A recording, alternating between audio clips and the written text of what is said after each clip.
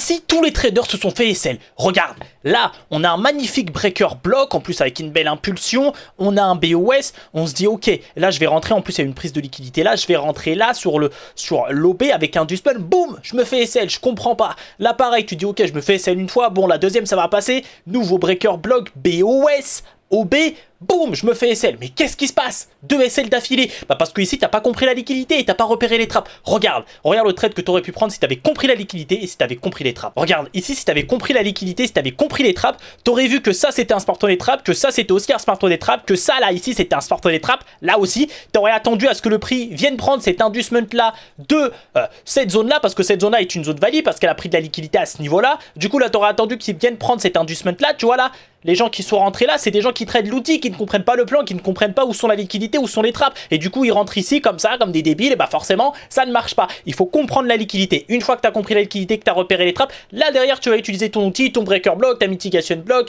ta trendline, bref, peu importe, il y a des milliers d'outils. Mais le plus important, c'est de comprendre la liquidité. Là, moi, j'attends que l'inducement ici, ça soit pris. Boum! Qu'est-ce que je vois ici? En plus de ça, je vois qu'ici, il y a un bon build-up ici qui se crée.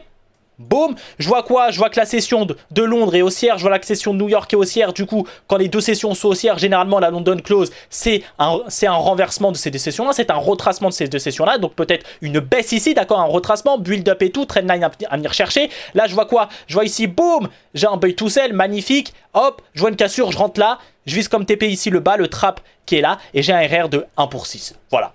Voilà comment tu aurais pu profiter d'un super trade ici le vendredi en utilisant la liquidité. Si tu veux plus d'astuces en trading, abonne-toi et n'hésite pas à cliquer sur mon lien en bio. Je t'offre un cours gratuit sur la liquidité.